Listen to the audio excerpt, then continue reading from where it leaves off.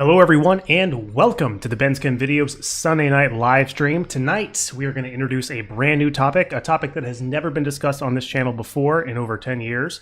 We're going to talk about a topic that is very, very important and interesting to all of us, and that topic, of course, is acids and bases. So we're going to jump right into this. Before I go any further, I just want to say thank you very much for being here. I truly appreciate it. As always, your feedback is more than welcome and highly encouraged, so please feel free to leave your thoughts in the chat, or even better yet, you could call in via Discord. There's a link in the description if you're watching this live where you can call in to the show. I would love to take your call. Let's go ahead and get into this. This is Acids and Bases, Volume 1. So before I go any further, I just want to say something, which is, might sound a little bit annoying, but I need to say this, and that is that if you don't understand chemical equilibrium, if you don't have a rock-solid understanding of chemical equilibrium, then you don't have a very good chance of understanding acids and bases very well. There's a lot of chemical equilibrium knowledge that we're going to draw upon and apply in the context of acids and bases. And so it's very, very important that you beef up your understanding of chemical equilibrium if you haven't already done so. If you're not feeling very well about your understanding of chemical equilibrium, fear not, because I do have an entire playlist called Chemical Equilibrium Live Streams. In fact, chemical equilibrium was the topic of my last live stream series, so it's very fresh in my mind. So it's not in the description right now if you're watching live, but in the recording of this, if you happen to be watching this later, there's going to be a link to the Chemical Equilibrium Live Streams playlist, and that covers chemical equilibrium in its entirety from the bottom up, everything you need to know about it, and of course, everything you need to apply to acids and bases. Already got a message in the chat from N. Chris. It says hi. Hi, right back at you. By the way, if you are finding value in this stream, if you find the stream valuable, please feel free to smack a thumbs up on this video. And if you're feeling super generous, you can consider sending a super chat or donating through Streamlabs. By the way, I am doing sulfur hexafluoride shout out. So if you want me to say something after inhaling sulfur hexafluoride in a very, very deep voice, and you'd like to send a super chat my way, please feel free to do that if you want. So, all right, so now that we got that little caveat about chemical equilibrium out of the way, let's talk about just some general characteristics of acids and bases. I want to make sure we have sort of an intuitive general understanding of the difference between acids and bases and what they are and what their properties are before we start going into the nitty-gritty, the equations and the formulas and then this and that.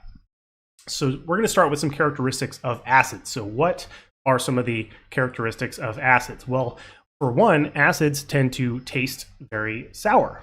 So it's interesting. As human beings, we've evolved to have a built-in acid-base indicator within our biological makeup. It's called our tongue. So if you taste something and it tastes sour, that's generally an acidic phenomenon.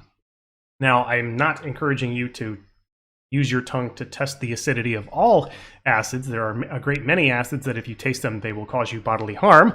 So definitely don't condone that. But nonetheless, that is one characteristic of acids. Another characteristic of acids is that some of them can dissolve some metals. Not all acids can dissolve all metals, and we'll talk more about why that is when we talk about electrochemistry, which is going to be much later on, but that is one characteristic of acids. Another characteristic of acids is that they turn blue litmus paper red. So you may have heard the term litmus test before, maybe not knowing what it means. I've seen some things where like some politicians that are trying to sound smart, you know, they'll say something like, you know, I think a good litmus test for this policy is that it was done before over there in Japan. Something like that, where a politician is trying to sound smart using the term litmus test, but probably doesn't even know what a litmus test is. So basically, litmus test just means like you have this particular type of paper called litmus paper. There's some of it that's blue, some of it that's red. There's red litmus paper and blue litmus paper. And if you have some blue litmus paper and you dip it in an acid, it will turn red. So that's one way to identify whether something is acidic or not. And another characteristic of acids is that they tend to neutralize bases. And we'll talk more about what that means, of course, later on. So just a couple of characteristics, or not characteristics, just some examples of acids that are kind of used in everyday life or even part of biological organisms. For instance, vinegar. I'm sure you're familiar with vinegar, like red wine vinegar, apple cider vinegar, that kind of thing. The main component of vinegar is called acetic acid. It has the formula HC2H3O2. So that's an example of an acid that's all around us. Sulfuric acid with the formula H2SO4 is used in, among other things, it's used in explosives manufacturing. So that's why I have that little bomb there. Hope I don't get demonetized for saying that word. Anyway, hydrochloric acid, very, very common acid.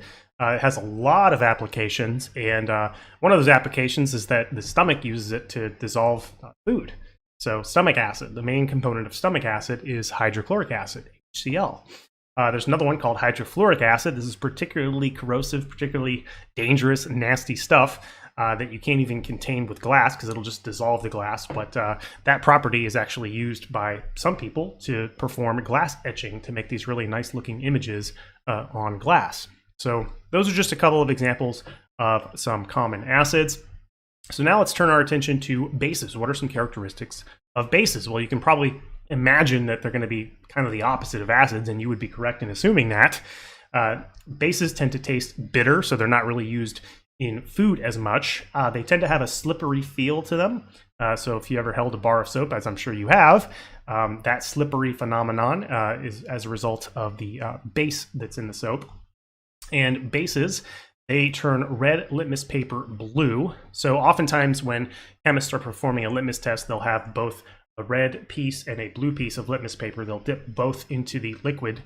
And if they both turn up blue, that means you have a base. And of course, if they both end up red, that means you have an acid. And finally, the last characteristic of bases, generally speaking, is that they tend to neutralize acids. And like I said, we'll talk more about that a little later on. So now let's talk about, so let's, just like we did with acids, let's talk about some common bases. So sodium hydroxide is an example of one very, very common base. You've probably seen that chemical formula before, NaOH. That's the base that's found in household soaps. There's another base called sodium bicarbonate. It's the main ingredient in baking soda. I'm sure you know what that is. It's available at every grocery store everywhere. There's another one closely related to sodium bicarbonate, but slightly different, called sodium carbonate, Na2CO3. This is the main ingredient in something called soda ash, which has quite a bit of applications, one of which is to make colors more vibrant in a tie-dye shirt. So back when I was teaching, I did this tie-dyeing activity with my students, and we used soda ash. We used sodium carbonate to make some pretty nice-looking tie-dye shirts, and we all had fun doing that. Another very, very common base is ammonia. That's NH3. You can, again, just like with the baking soda, you can find household ammonia at just about any grocery store. It's used as a cleaning product. So those are just some general characteristics and examples of some acids and bases. So now let's talk about what the actual definitions of acids and bases are. And I say the word definitions plural because there's more than one definition of acids and bases. That might sound confusing, and you might be asking yourself, well, which definition is the most correct? And that's really not the best approach when it comes to acids and bases. It's not about which definition is the most correct. It's about which definition is the most applicable to a given situation, the most suitable, the most convenient for whatever situation we happen to be talking about. So we're going to talk about each of these definitions, which are the Arrhenius definition, the Bronsted-Lowry definition, and the Lewis definition of acids and bases. We're going to examine each of those definitions individually. In this stream, we're just going to be talking about the Arrhenius and the Bronsted-Lowry definition of acids and bases. We're going to save the Lewis definition for a later live stream in the future. So let's go ahead and talk about the Arrhenius definition of acids and bases. So according to the Arrhenius definition, an acid is a substance that produces H+ ions in aqueous solution. Substance that produces H+ ions in aqueous solution. A base, according to the Arrhenius definition, is a substance that produces OH- ions. Those are called hydroxide ions. You may know it by that name. Produces OH- ions in aqueous solution. So this definition of acid and base all depends on what happens when a particular substance is dissolved in water, right? So it has to be dissolved in water to meet the definition of acid or base according to the Arrhenius definition of acids and bases, right? Now, one thing I wanted to make sure we all understand is this H+. So an H+ ion, what is an H+ ion? Well, to think about that, let's think about what a hydrogen atom is, right? So I'm going to go to the whiteboard for a second here and think about what a hydrogen atom is. Well, hydrogen, of course, it's the first element in the periodic table. It has the atomic number 1. And so hydrogen is composed of a proton, which I'll just call P plus, proton. And in a neutral hydrogen atom, there's also 1 electron, right? 1 proton and 1 electron. Now, there are some isotopes of hydrogen that have 1 or 2 neutrons, but those isotopes are very, very rare. They have a very, very low natural abundance. So I think like more than 99 times out of 100, if you're looking at a hydrogen atom, you're talking about something like this, where you have 1 proton and 1 electron. Now, an H plus, right? We're talking about an H plus. All that is a hydrogen atom, which again is just composed of a proton and an electron with the electron removed, right? So a H plus is a hydrogen atom composed of 1 proton and 1 electron with the electron removed. And so an H plus, all that is a proton. So oftentimes you will hear the term H plus referred to as a proton. It's also referred to as a hydrogen ion. So I'm going to write that out real quick. Hydrogen ion. So the term H plus, proton, and hydrogen ion all refer to the same thing. I think most people call it a proton. So if we go back to the PowerPoint real quick, let's go back to the PowerPoint. So again, if we turn our attention back to that Arrhenius definition of acids and bases, an acid is something that produces protons. It produces H plus ions when it's dissolved in water. And a base, as I mentioned earlier, is something that produces OH minus or hydroxide ions when it gets dissolved in water. So if we consider a compound like, let's say, HCl, hydrochloric acid, right?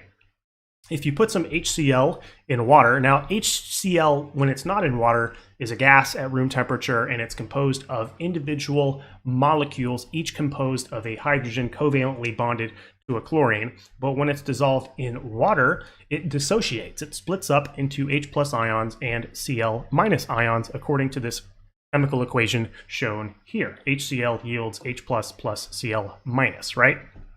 So according to the Arrhenius definition, HCl is an acid, or we would say that HCl is an Arrhenius acid. Why? Because it produces H plus ions in water. It produces H plus ions, it produces protons in aqueous solution. So therefore, it's an Arrhenius acid. So that's pretty straightforward, I would say. Now, if we take a look at, there's one other thing I wanted to say about this, and that is that I'm going to put myself over here real quick so we can all see what's going on.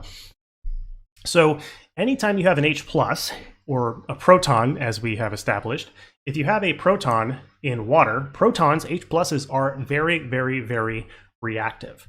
And anytime an H plus is in water, what it's going to do is it's going to react with a water molecule to produce this species right here. And I've sort of drawn it as a Lewis dot structure so we can get a better understanding of what's going on here with the chemical bonding, right?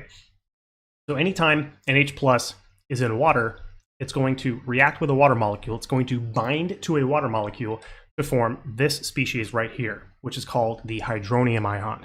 And it carries the formula H3O+. Very, very important that we understand that phenomenon, because chemists will often use the terms H plus and H3O+ interchangeably as if they mean the same thing, with the understanding that all H pluses that are in water are converted to H3O+, or hydronium ions. So it's very, very important that we understand that an H plus ion in water becomes an H3O+ ion. So if anybody has any questions, if I'm going too fast, or if I'm not explaining something well enough, or if you think I've made a mistake, please, by all means, let me know in the chat, or even better, you can call into Discord. I'm just checking right now. It doesn't look like anybody's calling in, so we will go ahead and move on. So we talked about HCl and how it's an Arrhenius acid. Let's consider another compound, which we already established a moment ago was a base, sodium hydroxide, NaOH. What happens when you put some NaOH in water? Well, it dissociates, it breaks apart into sodium ions, Na pluses, and hydroxide ions, OH minuses. According to this equation up here, NaOH yields Na plus plus OH minus. And so therefore, Sodium hydroxide is an Arrhenius base. Why? Because an Arrhenius base is defined as something that produces hydroxide ions in solutions, in aqueous solution. And sodium hydroxide produces hydroxide ions in aqueous solution. So it is an Arrhenius base. Hope everybody's following me so far, because we are going to continue to move on. So now we're going to talk about the Bronsted-Lowry definition of acids and bases. So we talked about the Arrhenius definition. Now we're going to switch gears, talk about the Bronsted-Lowry definition of acids and bases. And this is a more widely applicable definition of acids and bases, and we'll see why in just a moment. But the Arrhenius definition was all about what type of ions are produced in solution. The Bronsted-Lowry definition has to do with how the chemical or compound behaves in the event of an acid-base reaction, which involves the transfer of a proton, the transfer of an H+ from one chemical species to another. So according to the Bronsted-Lowry definition, an acid is defined as something that donates a proton, donates an H+ in the event of an acid-base reaction. A base, according to the Bronsted-Lowry definition, is something that accepts a proton. It accepts a hydrogen ion. It accepts an H+ in the event of an acid-base reaction. So if we turn our attention one more time to HCl, right? So we already established that HCl is an Arrhenius acid, but is it also a Bronsted-Lowry acid? Well, now a moment ago we established that any H+ that is dissolved in water becomes an H3O+, because those protons, those H+'s are just so reactive, right? So this equation up here actually gives a better description of what is actually going on at the molecular level when HCl is added to water. What happens is that HCl reacts with a water molecule. It essentially donates a proton to it to result in H3O+ and Cl-. So the H3O+ here, that is the result of the water molecule accepting a proton, and the Cl- is the result of the HCl donating a proton, right? So HCl, under this definition, it's an acid. HCl is a Bronsted-Lowry acid. So the definitions of acids and bases tend to overlap in many instances, right? It's not like if HCl is an Arrhenius acid, then it can't be a Bronsted-Lowry acid. No, and HCl is both an Arrhenius acid and a Bronsted-Lowry acid. So just want to make sure we're all clear about that. So if we look at another compound, ammonia, NH3, in the beginning of the presentation, I established that NH3 is a base. But if you look at NH3, how does NH3 behave when you put it in water? Well, what will happen is NH3 will react with a water molecule, only this time the water molecule is actually going to donate a proton to the NH3. It's going to donate an H+ to the NH3. The NH3 will accept a proton from the water to result in NH4+. That's the ammonium ion, which results from the ammonia molecule accepting a proton from the water. And then we have the hydroxide ion, OH-, which of course is the result of the water molecule having donated a proton to the ammonia. So in this case, NH3 would be considered a Bronsted-Lowry base. So hope everybody is still following me here. I don't think I'm going over anything too crazy hard, so I think we're doing well. You may notice that in the HCl example, I'm just going to scroll back for just a moment here. In the HCl example, we had a single reaction arrow. For those of you who've been following chemical equilibrium, we understand that a single reaction arrow means that the reaction occurs to completion, and these double half-headed arrows, they represent an equilibrium process where you have a reversible chemical reaction, reactants becoming products, products becoming reactants, dynamic at the same time, right? And for reasons that we'll go over in another stream, this particular reaction with the ammonia in water is an equilibrium reaction, and the previous one with the HCl, that's not an equilibrium process. We're going to talk about why in a later stream. But so we've seen one example of a Bronsted-Lowry acid and a Bronsted-Lowry base. So if we look at both of these reactions sort of on top of one another. I'm going to resize myself here real quick just so that we can get everything in the picture. So these are both the acid-base reactions, the Bronsted-Lowry acid-base reactions that we looked at earlier. You have the first one, the HCl reacting with water, donates a proton to the water, right? HCl, that's the acid, that's the proton donor. Water, that's the base, that's the proton acceptor, and that becomes the products, hydronium ion and chloride ion.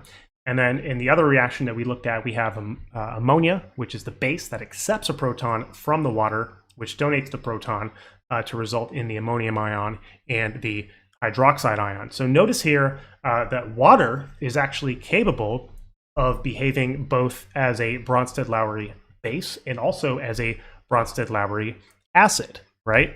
So water can behave both as an acid and a base. And substances like water, which can behave as an acid or a base, there's a name for these type of substances, and they're called amphoteric. So water is an amphoteric molecule. It can behave as an acid or a base depending on what you put in the pot with it. So pretty interesting stuff, in my opinion, of course. So now let's talk about a little piece of chemistry jargon called conjugate acid-base pairs. So a conjugate acid-base pair, again, this is all piggybacking from the Bronsted-Lowry definition, is two substances that are related by the transfer of a proton. Two substances that are related by the transfer of a proton. So if we go back to our example, I'm going to move myself out of the way. I think down here is probably a good place for me to be. Make myself a little smaller so I'm not taking up too much of the picture. All right, so if you look back at these two reactions where you put HCl in water and the other one where you put ammonia in water, we established a moment ago, if we look at the above reaction just for a moment, that the HCl is the acid and the water is the base, and the conjugate base of the HCl is the Cl minus. So again, that Cl minus, the chloride ion, that is the result of the HCl molecule donating a proton. So we call that the conjugate base of hydrochloric acid. The conjugate base of hydrochloric acid is the chloride ion, Cl minus. And conversely, the H3O plus, the hydronium ion, as it were, is the conjugate acid of water. It's the result of the water molecule accepting a proton from the acid, right? So in this case, the HCl and the Cl minus, that's a conjugate acid-base pair, and the water and the hydronium ion, that's also a conjugate acid-base pair. And we can look at the equation on the bottom and we can draw similar conclusions about conjugate acid-base pairs for the ammonia and the water, right? So the ammonia, in this case, that's the base, right? The conjugate acid of ammonia is this NH4+, the ammonium ion. The conjugate acid of ammonia, right? That's the result of ammonia accepting a proton from, in this case, water, the acid, right?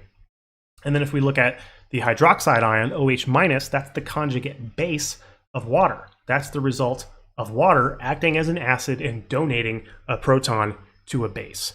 Got a message from Kevin Chem, says hello. Hello, Kevin. Very, very happy to have you here. Thank you very much for joining us. I thoroughly appreciate it. By the way, if anybody who's watching this finds value in this, I would thoroughly appreciate your leaving a like on this. And if you're feeling super generous, you can consider sending a super chat or donating via Streamlabs. Streamlabs takes a smaller cut, so that's what I would prefer, but I am happy to receive whatever support I can get. After all, it is the month of June. It is a very slow month. John Rosevich says, good stuff. Oh, thank you very much, John, and thanks for being here. Kevin says, love from India. Love right back at you from the USA. Thanks again for being here. All right, so let's go ahead and move on. So this problem is asking us, I'm going to resize myself a little bit here.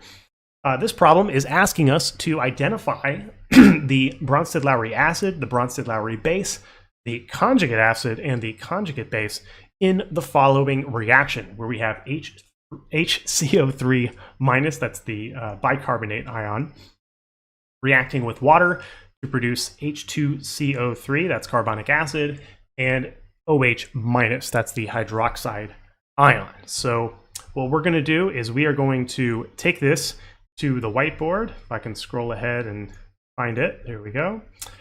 I'm going to copy this stuff and I'm going to take this to the whiteboard so that we can solve this problem. If anybody would like to, whoops, I just copied the wrong thing. Give me just a moment.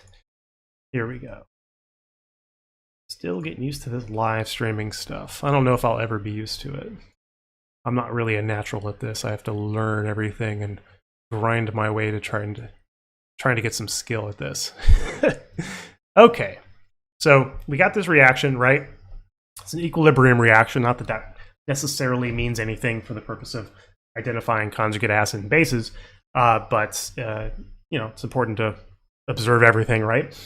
So we have this reaction. We need to identify what the Bronsted-Lowry acid is, what the Bronsted-Lowry base is, what the conjugate acid is, and what the conjugate base is. So recall that the definition of a Bronsted-Lowry acid is something that donates a proton to a base, right? And the definition of a Bronsted-Lowry base is something that accepts a proton from an acid. And so if you look at the chemical formulas of every reactant or product in here, right? If you look at, let's say, the HCO3, right? And you look at the H2CO3, well, it looks to me like the H2CO3 is a result of gaining a proton, right? So this HCO3 minus has gained a proton. It has gained an H plus to become H2CO3, right? So this has accepted a proton. And what do we know about things that accept a proton? Well, those are called Bronsted-Lowry bases, right? And so we know that this guy is a base. It's the Bronsted-Lowry base. Why? Because it accepted a proton from this water to become carbonic acid, H2CO3, right? So that would mean that water, since it's donating a proton to the HCO3 minus ion, that means that the water is the acid, right? That's the Bronsted-Lowry acid. It's donating a proton, donating an H plus ion, right?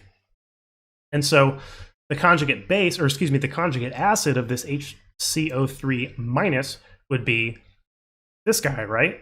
So I'm just going to call it the conjugate acid, right? Because the conjugate acid is the result of the base having accepted a proton, right?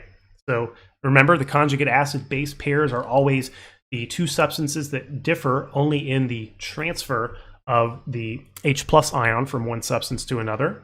So the conjugate acid of HCO3 minus is H2CO3.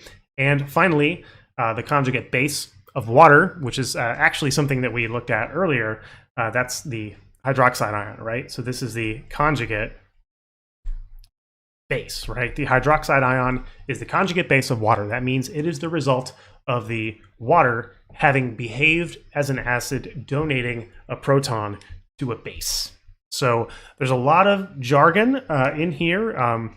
Of course, I mean, as I always say, practice just makes, well, not perfect, because you can never get perfect at this kind of thing, but practice makes better. Practice makes proficient, right? So yeah, it's very, very important that we understand all this language, all this terminology, all this jargon.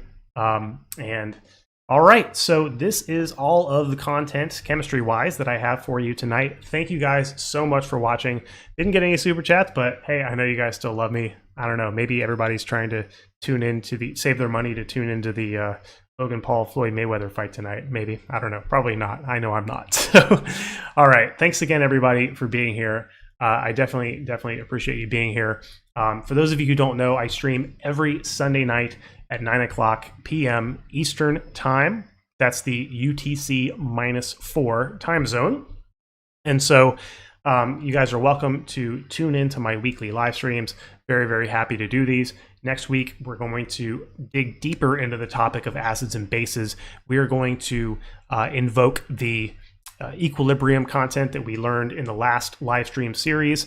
As I mentioned at the very, very beginning of this presentation, we're going to have to dig deep and grab a lot of our chemical equilibrium knowledge and apply it in the context of acids and bases. So starting next week, We're going to do that. The problems are going to get pretty thick, pretty heavy, and I am very, very excited, as I know you all are too.